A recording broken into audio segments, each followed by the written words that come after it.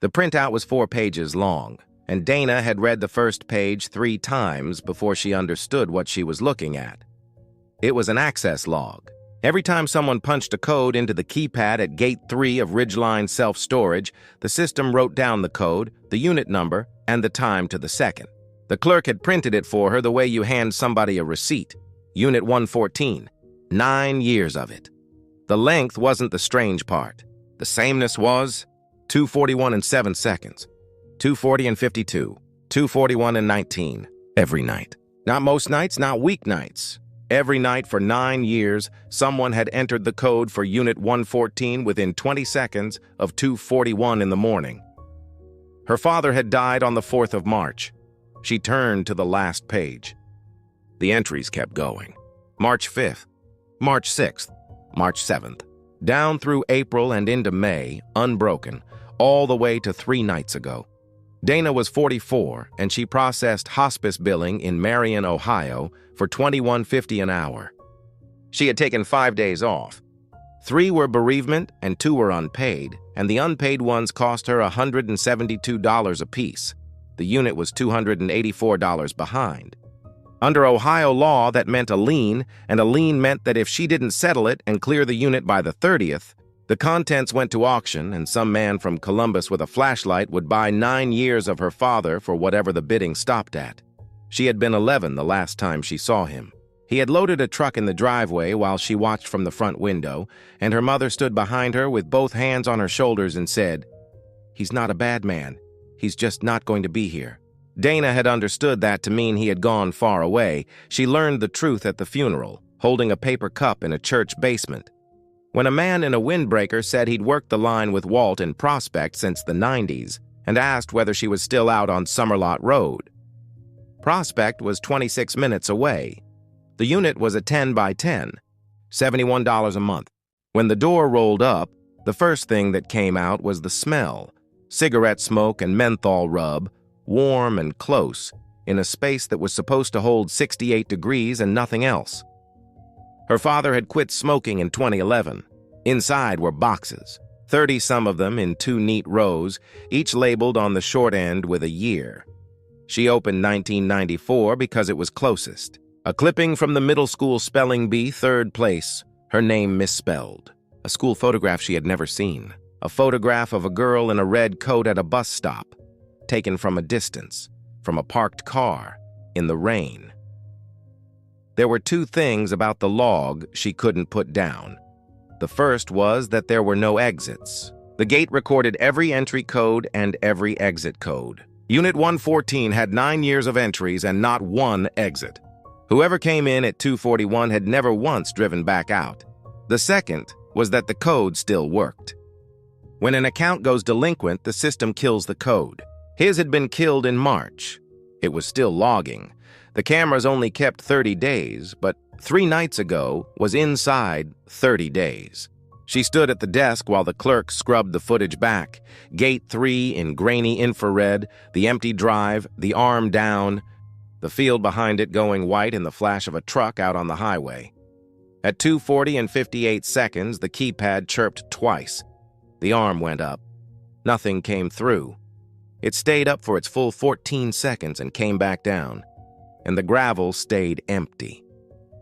Before we go further, if you've ever had something happen that you stopped telling people about because of the way they looked at you, you already understand this story. Like this video, subscribe to Mystical Memories, and turn your lights down for the rest of it. She could have signed the abandonment form. 1 page, her name at the bottom, back at her desk Monday with her 2 unpaid days intact.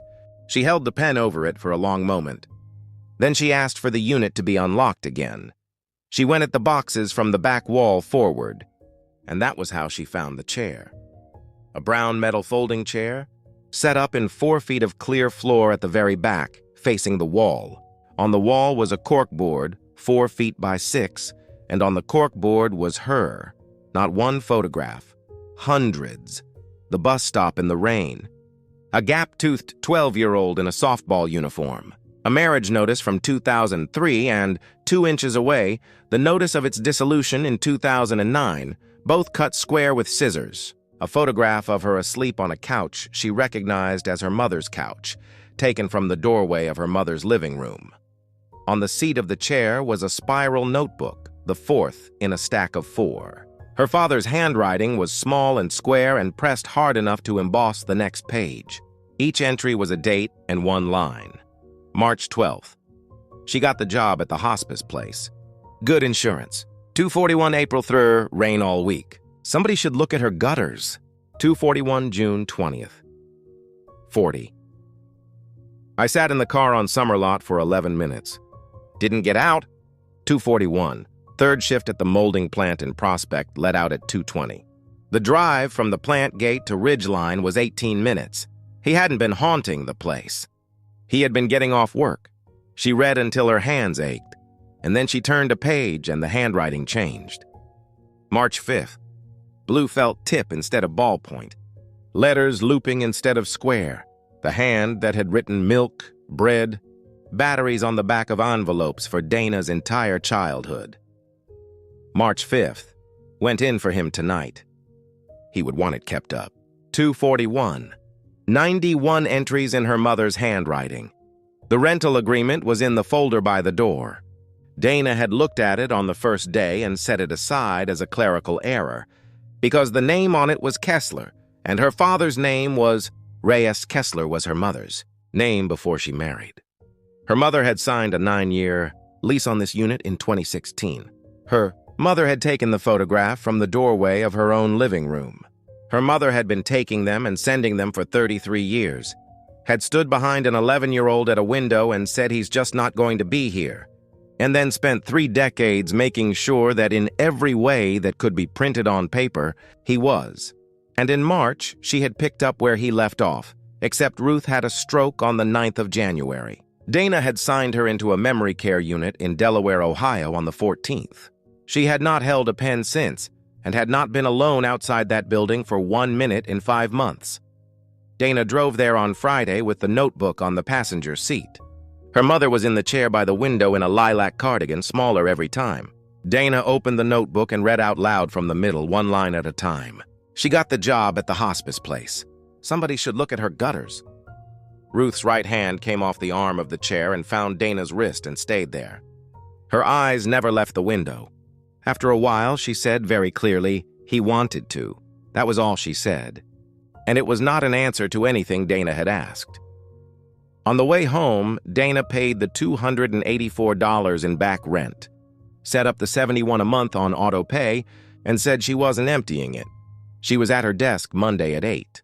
2 unpaid days, $172 each, and she has not once regretted them.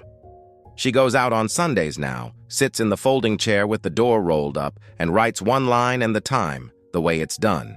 There is 1 entry she has never shown anyone. It sits between her father's last and her mother's first, dated the night before the lawyer's office called her about the key. It is not in his square hand or her mother's loops. It is in Dana's own handwriting, the way she has written since the 8th grade, the D too large and the tail of the A curling under. It says, "She's coming." 241. If this story stayed with you, leave a like and tell us in the comments. Who in your life was keeping track of you from further away than you ever knew? Subscribe to Mystical Memories for a new story every week, and share this with the one person you know who wouldn't laugh at it.